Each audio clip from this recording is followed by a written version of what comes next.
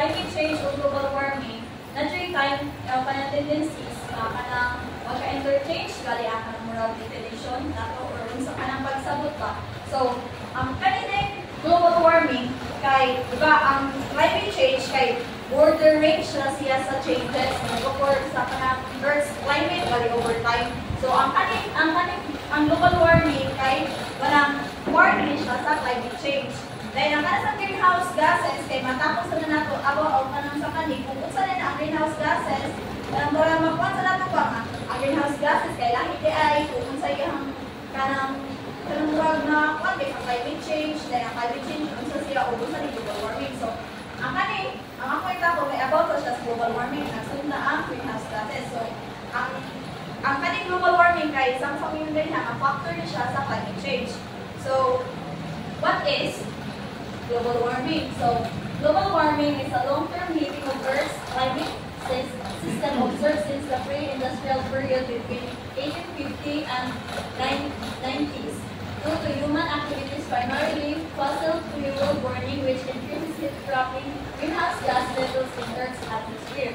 So, ang kaning global warming kay nagpapwede na siya about sa heat temperature sa kanang ozone layer gali nato sa diri sa Earth. So, for example, ang kaning global warming ato na siya ikuan nga nagluto ka og rice. So, ang kaning mga fossil fuels kaya ato ikuan nga mo na siya ang fire ganing kuan sa rice na giluto.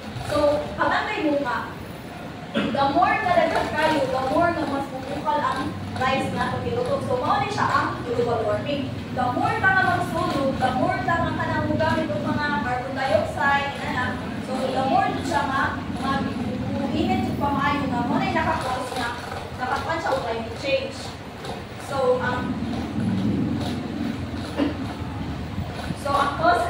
kanit, kaya ginagawa namin o duha ka causes sa global warming. Kanang mo, ito siya yung main cause ba? So, ang first, kay greenhouse gases, human activities, primarily the burning of fossil fuels for electricity, heat, and transportation, release greenhouse gases like carbon dioxide, methane, and triose oxide into the atmosphere. So, dili naman yung bago sa ito, ano nga, since elementary mo na yung sige kung papasok ng maestra nga, dili doon siya maayo nga more on carbon dioxide ay ang i-release every day. So, okay na nga, diba, natin mga activities, certain activities na murag makatabang gari, which is ang kanang planting. Diba, since elementary na, planting na lahat sa college.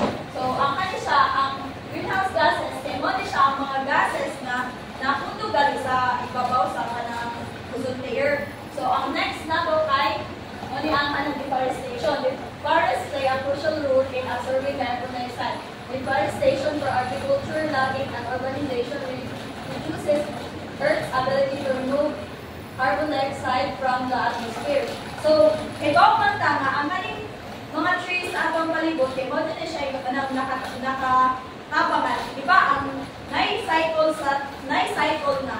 Ang carbon dioxide na release sa tao, i-absorb sa plants dahil mo release siya og oxygen para sa atong makuha sa human. So, mo ni siya nga, ang kaning deforestation, kay mo ni siya ang kanang crucial gali kayo nga, kabatay mo ron nga, wala na kayo yung mga kahoy, the more na init ang atong palibot. So, mo na siya ang nakakos sa global warming, ang kanang pamutol sa kanang kahoy. Sa mga kwan. Mo ni siya ang kanang murag result, effect na siya sa global warming. So, number 1, kasi mo participate. Benjamin. Increase frequency. Global warming is based on increased frequency and intensity of major events like heat waves, droughts, floods, and storms. So, ang first na effect na increased frequency, kanang nakakuha ba mo nga ang bagyo karon kay dili na sama sa una, kanang kumukuha na gali kay ang bagyo sa una like murag hangin lang, uwan, pero karon kay murag more on grabe na kay doon like upa jud kanang murag kasi infrastructure nga kanang ma-damage gali sa kanang sa una likod kay to siya nakaron kay dali na lang kanang kaguba. So kay tuwa na sana siya sa global warming kay kanang murag tungod gali sa kainit na yan ana murag form niya ang force sa intensity gali sa kanang frequency gali sa kanang mas storm kay kusog na kayo. Ikaw kabalay mo abot ng signal number 5 na niya sa una kay 3 lang ang kutob. Inana. So next kay climate change.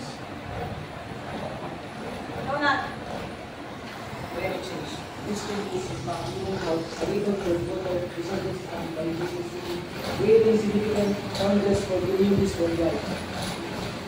So, ang climate change na kaning gikuan nila diri kay naka-impact siya sa human health. Di ba kabatay mo? Wala na kayo rin makasurvive ng mga kanang old gali kay tungod na sa kanang dali na sila maka-heat stroke and na gali dili siya sama sa una nga kanang hapon pa kanang makasuwi-suwi na kanang makasuwi-suwi pa ang mga ibang kape bisag hapon na kay grabe init hapon kayo na so tungod ana so di ba mo increase sa ang kanang sa health gali di ba ma-damage ko ang health na to kay kanang ang makuan mo ang health ba kay kanang more naman siya kanang dili na mo pwede ka bugawas maka kana sa mga disease nga makuha na nato tungod sa kainit ana dahil ang sa agriculture pag gabatay mo wala na kayo rin mabuhi nga mga kanang tanong galing kay tungod sa kainit so mo jud nga kanang ang effect day sa gamay na itong buhat like si daghan na kayo mga motorcycles daghan na kayo factory so mana din sa itong mga lipang buhat kay ang effect wala ka kabantay hindi na yung tawag ka ng katay na galing so ang next nga ka ng so na mga other effects pa sa global warming kay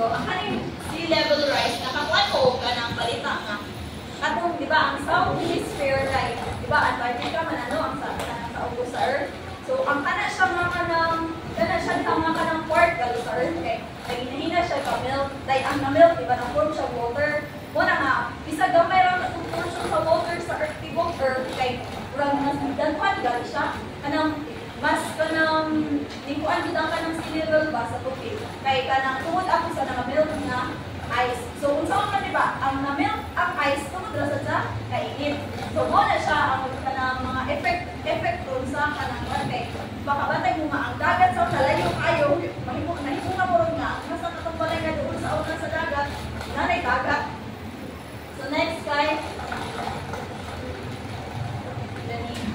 Ocean acidification. The absorption of carbon dioxide from the atmosphere by the ocean leads to acidification, harming marine life and organisms. so kapag ka nang katugaling cycle sa rain di ba mag-agi ang saka di ba mo agi pa siya dagat usa siya mano sa ibabaw so ang tungod ana sa kanang may evaporation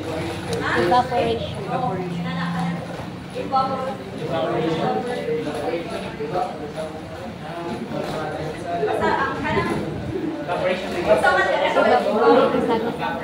so basta kanang kay sa kanang cycle sa kanang dagat kay tungod sa kainit niya ana niya kay mas more on nagdagay siya acid nga nakakos siya ang kanang ang acid sa dagat sa una sa dili kayo worse or kanang mas di kay siya acidic kan kay acid kanang acidic na kay kayo blood kanang nakuha na niya tungod ana kay murag nanay uban isda na di naka-survive una nga gamay na lang mo kayo tag mga marine life na makuha din sa dagat una ang resulta nga kanang may uban dagat nga wala na jud sila marine life na mga kuan kay nihit na jud kayo kanang kabalay mo mananagat po kay dili na dira sa inyong harad yung kanang barangay mo matunod na yung barangay kay tungod anay next Biodiversity loss. Climate change disrupts ecosystems, leading to shifts in species distribution, habitat loss, and a decline in biodiversity. so ang kaning biodiversity loss kay kanang galing ang pagka-balance gali sa kanang ecosystem kay wala na dun siya makaimot ang balance na kwan kay na may uban na ang sama sa uban no wala na ikapuy-an kay tungod ka ng mga trees ipangputol so ang mga birds nakita na sa way na ma-survive kay sila so kanang mawa na sila dito ng area so dira naman kanang dili na balance na dapat dito silang area rin na doon siya lapita para sa pitasay kay mag-balance gali so mo na siya ang usa na ang global warming sa hinungdan nanong ginabalance ang biodiversity nato karon para kanang sa ato kanang unsa may kanang para sa inyo like unsay mabuhat nato nga ma-reduce gali ang global warming bisa gay worse na kaayo ba dili pa man ulahian kanang wala pa man ang human kanan so dapat kanang murag karon na kanang murag mga kanang nato balik, malesen nga ako mga prevent na lang nato kay hindi na lang ka na mahunong kay nato. Like, ang at na lang na ma-prevent na to, mamalik ka ng, or di malesen na to ang kanang effect galing sa tuwa. So, noon ang mga uban ways na makakuha na to. First guys,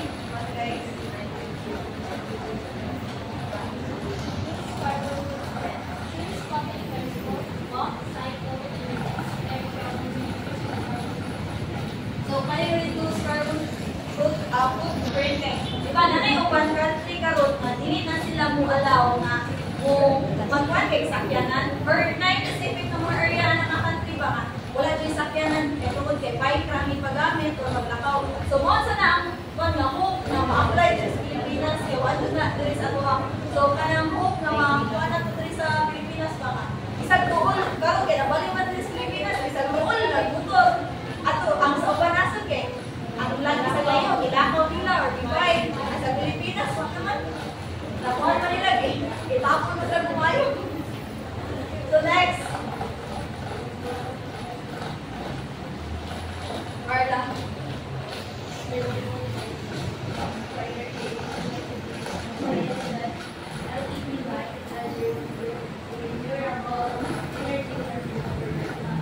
So, ang kaning sustainable choices, galing. Nanay kwan sa kanang electricity galing na.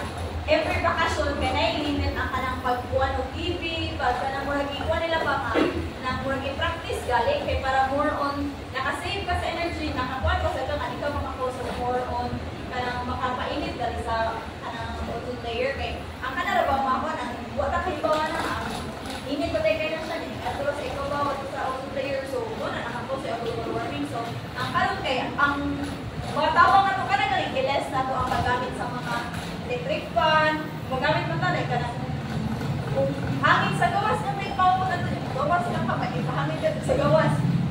Pero sa reality, hindi din ako mukha. Wala na siya. Next guy. Support green initiatives. Advocate for climate action, support civilization, work in climate solutions, and participate in campaigns promoting sustainable practices. So, di ba, as a youth, ikuan niya na mga kanang barangay activities na ikuan. Like, sa among barangay, na every Saturday, na ay ka ng kalinisan mo. Ha? Like mga movements or activities. Oh, like movements na.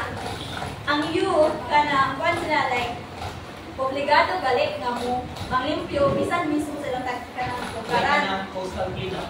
Oh, nya kada sa mga kanang sa NSTP po sa una na. So, ang bisan pa og kanang sa ilang year na karon na may uban na barangay nga nagkuan ka po na tree planting, na kanang coastal clean up. So, dapat as a youth kanang mo kita galit mo example na mo participate kay ikaw man nga ang atong mga mama nasa pwede na sa dito sa bakod. So, kita na lang as mga kanang batanon pa kunuhay dito pag mga tuhod dito pa sa mga tiwang. Kitay ka nang sana, kitay mo pura kita mo example ba nga kanang uban nga tambay kay pura mo dani kay nato ina kay dara may uban nga na uban youth ron sa kanang barangay nga wala sila gikuhat pero makita sila kanang may pura mga pinis sa lingaw sa may nabo ina na kay like apil balik so ina na kanang kita mo kung kuan pa kita mo muna gihimo og lingaw nga apil na nila lingaw nga kanang may purpose.